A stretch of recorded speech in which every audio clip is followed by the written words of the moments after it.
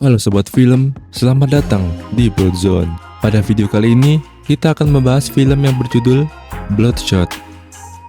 Film ini dibintangi oleh Vin Diesel, yang bercerita tentang kisah seorang prajurit elit yang tewas dalam sebuah misi, lalu berhasil dihidupkan kembali dengan teknologi rahasia menggunakan nanoteknologi di tubuhnya. Tanpa berlama-lama, mari kita bahas alur cerita filmnya.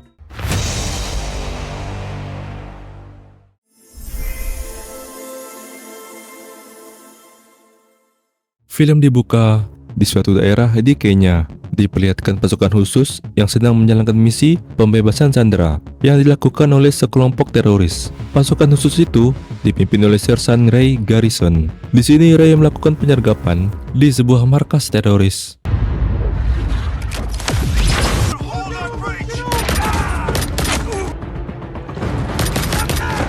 Setelah semua teroris berhasil dilumpuhkan, Ray kemudian berhadapan dengan pemimpin teroris yang sedang menodongkan senjatanya kepada Sandra.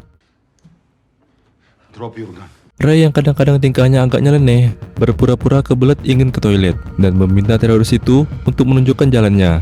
Ketika teroris menunjukkan arahnya menggunakan senjatanya, secara tiba-tiba Ray meraih pistolnya lalu menghabisi teroris itu. Setelah misi selesai, Ray pun kembali ke pangkalan militer dan dijemput oleh istrinya yang bernama Gina.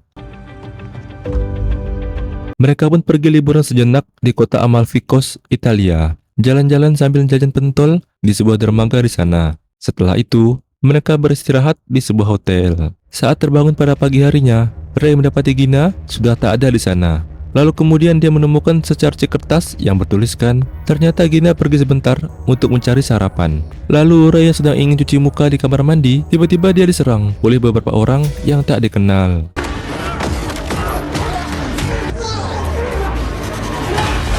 Dikarenakan Ray mantan juara silat antar kampung, dia pun dengan mudah menghabisi mereka. Setelah itu, dia bergegas mencari Gina. Namun tak disengaja, dia menabrak seorang pria yang sedang membaca koran. Tapi tiba-tiba, Ray mulai kehilangan kesadaran dan akhirnya tumbang.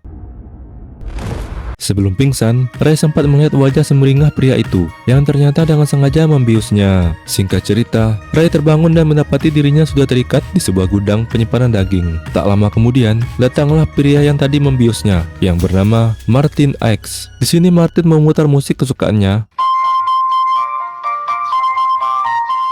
dan mulai menanyakan siapa yang memberitahu lokasi penyanderaan di Kenya waktu itu. Who tipped you off about the hostages in Mombasa? Ray pun berkata bahwa dia tak tahu dan dia hanya menjalankan misi dari atasannya. Lalu Martin tiba-tiba mengeluarkan Gina sebagai sandera dan mengancam akan membunuh Gina jika Ray tidak mau memberikan jawabannya. Di sini Ray terus kekeh kalau dirinya benar-benar tidak tahu. I don't know.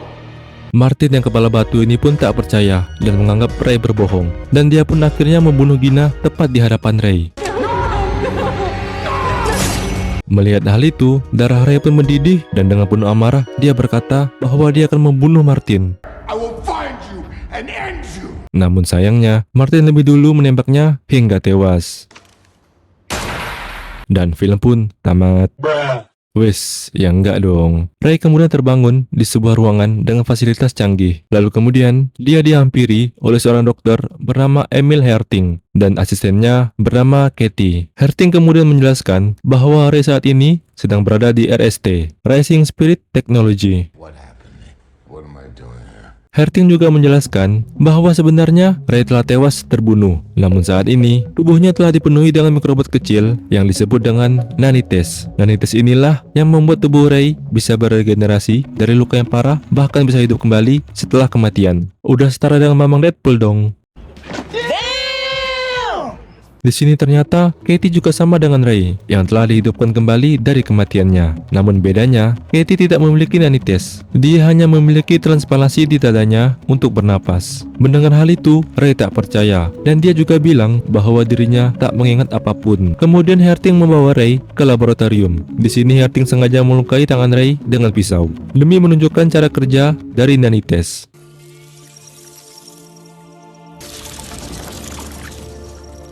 Ray pun terbuat terkesan setelah melihat kemampuan Nanites yang dapat menyembuhkan lukanya dalam hitungan detik. Herting juga berkata bahwa lengannya pernah mengidap penyakit yang membuatnya tak bisa berfungsi, sehingga dia pun membuat lengan robot untuk menggantikan lengannya itu. Setelah melihat semua hal itu, Ray kini percaya dengan perkataan Herting. Setelah itu, mereka pergi ke ruangan pelatihan. Herting juga menjelaskan bahwa setiap prajurit terbaik yang mati akan dibawa ke sini dan dihidupkan kembali menjadi prajurit super. Dia memperkenalkannya kepada prajurit yang juga memiliki implan. Yang pertama bernama Tips, yang memiliki implan mata kamera di bagian dadanya, yang mampu melihat semua yang dia lihat. Lalu ada Jimmy Dalton, yang memiliki implan kaki palsu yang sangat kuat dan tahan lama. Pada malam harinya, Ray tidak bisa tidur. Dia pun memilih untuk pergi ke ruangan latihan untuk menguji kekuatannya.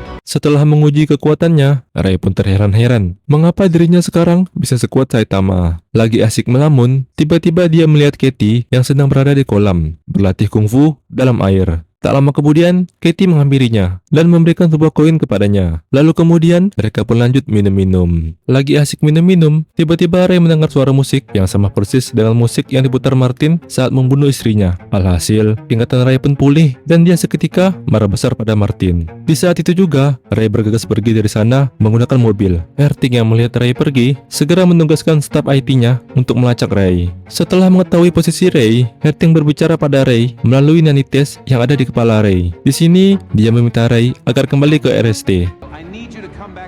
Karena tubuhnya belum diuji kelayakannya. Namun Ray tak peduli dan malah melanjutkan mencari Martin. Kemudian Ray pergi ke pangkalan militer untuk mengambil sebuah pesawat yang setelah itu dia pun terbang ke Budapest untuk mencari Martin. Di sisi lain, terlihat Martin baru saja keluar dari rumahnya sambil dikawal oleh pasukan bayaran. Ketika mereka memasuki terowongan, tiba-tiba semua lampu penerangan mati. Bersamaan dengan itu, sebuah truk besar melaju kencang dan menabrak salah satu mobil pengawal Martin.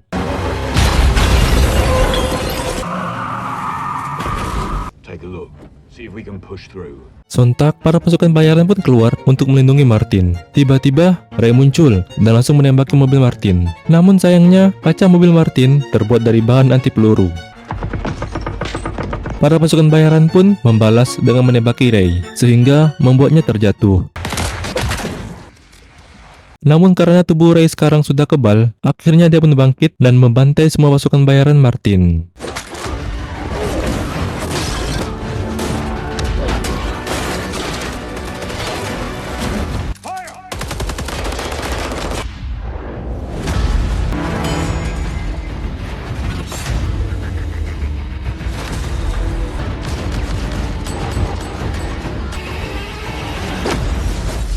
Setelah menghabisi semua pasukan bayaran, Ray pun akhirnya berhadapan langsung dengan Martin.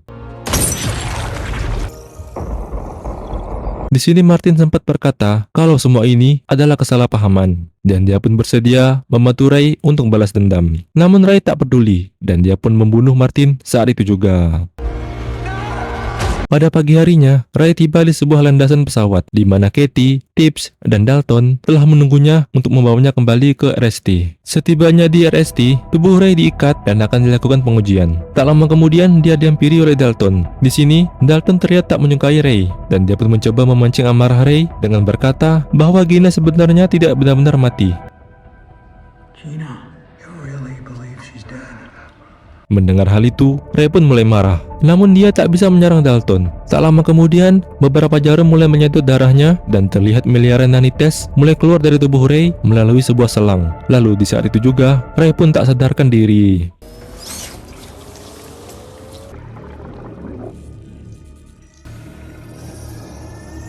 Ternyata semua ini ulah Herting. Dia dengan sengaja memprogram ulang Nanites yang dapat menghapus dan memodifikasi ingatan Ray, mulai dari misi penyelamatan di Kenya hingga ingatan kematian Gina. Herting juga merubah wajah Martin menjadi wajah orang lain, bernama Nick Barris.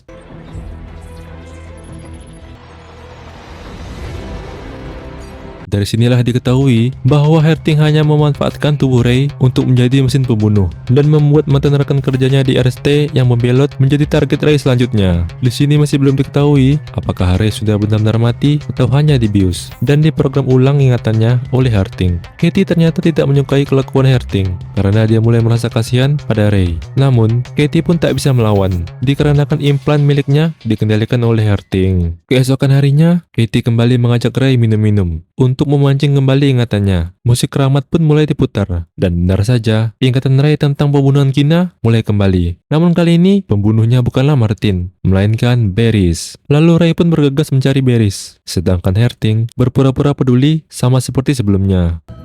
Where are you going?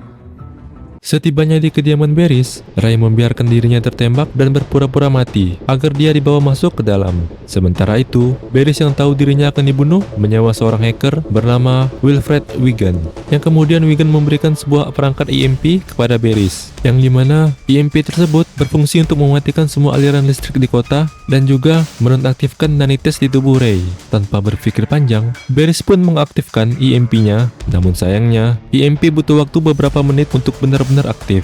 Di sisi lain, Ray mulai membantai pasukan Barris.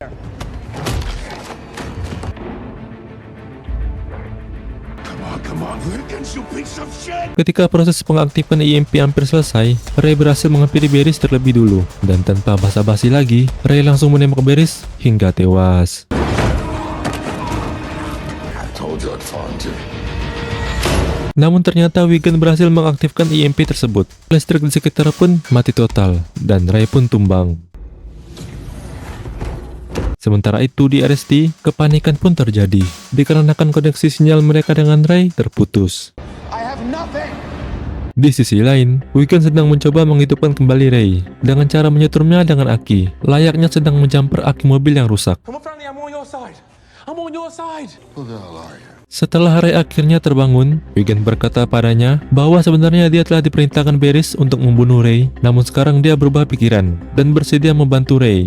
Ray kemudian memberitahu Wigan tentang kejanggalan ingatannya, yang dimana wajah pelaku pembunuh Gina selalu berubah-ubah menjadi orang yang berbeda. Wigan pun menjawab bahwa Ray hanya dimanfaatkan untuk membunuh para target RST, termasuk Barris. I mean, they've been clearly manipulating you. Di sini Ray mulai berpikir, bisa saja ternyata Gina masih hidup. Dia pun berniat untuk pergi ke rumah Gina, namun Wigan melarangnya. Karena jika Ray tertangkap, maka ingatannya akan direset ulang dan wajah Wigan akan menjadi target selanjutnya. Ray kemudian memberikan sampel darah nanites kepada Wigan untuk diteliti. Absolutely amazing.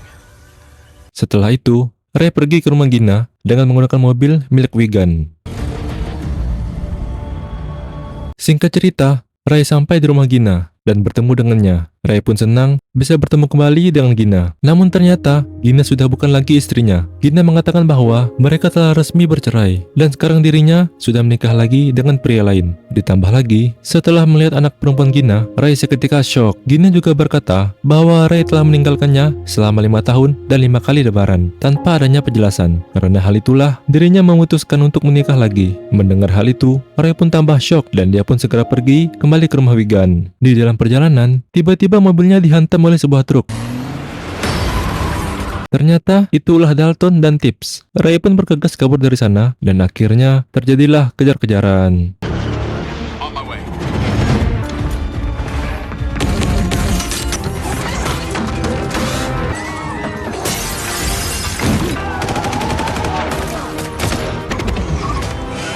Karena capek berlari, Ray pun menyeruduk Dalton dan dengan sengaja membiarkan dirinya tertabrak truk bersamaan dengan Dalton. Alhasil, tabrakan tadi membuat kedua kaki Dalton patah.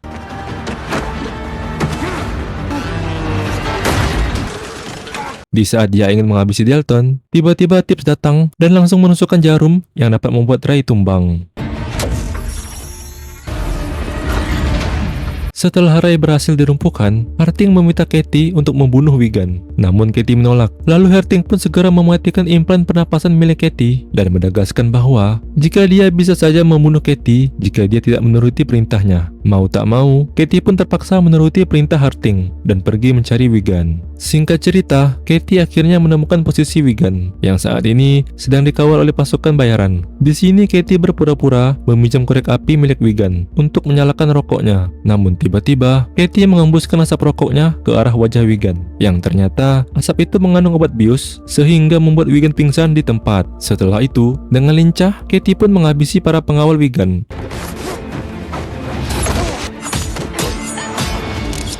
dan membawa Wigan ke tempat yang aman. Sementara itu di RST, Herting secara terang-terangan memberitahu Ray bahwa ingatannya itu adalah buatan Herting yang sengaja ingin memanfaatkan Ray untuk kepentingan bisnisnya.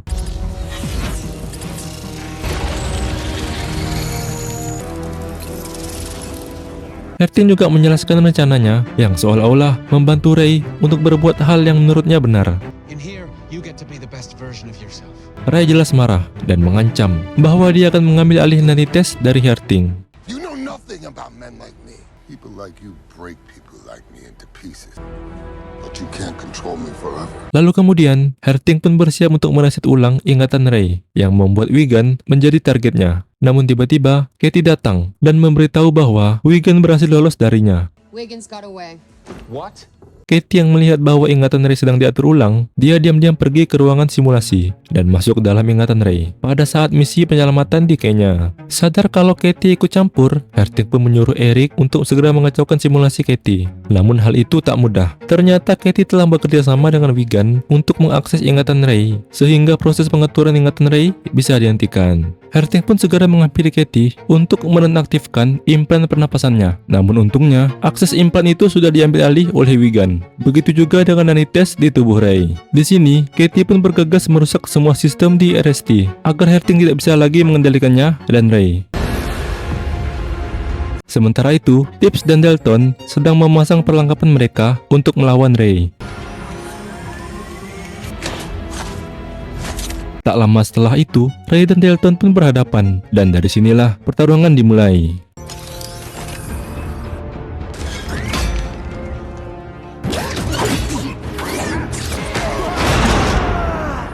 Ketika pertarungan berpindah pada sebuah lift, tiba-tiba Tips datang dan mulai membantu Dalton.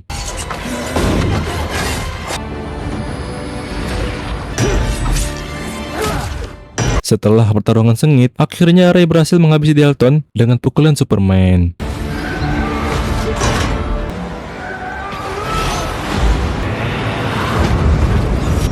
Setelah menghabisi Dalton, Ray kini menargetkan Herting. Di sini, Herting melawan dengan menembakkan sebuah granat. Namun dengan santai, Ray menangkap granat itu dan membiarkannya meledak. Tubuh Ray yang terkena ledakan secara singkat dapat pulih kembali berkat kekuatan Nanites.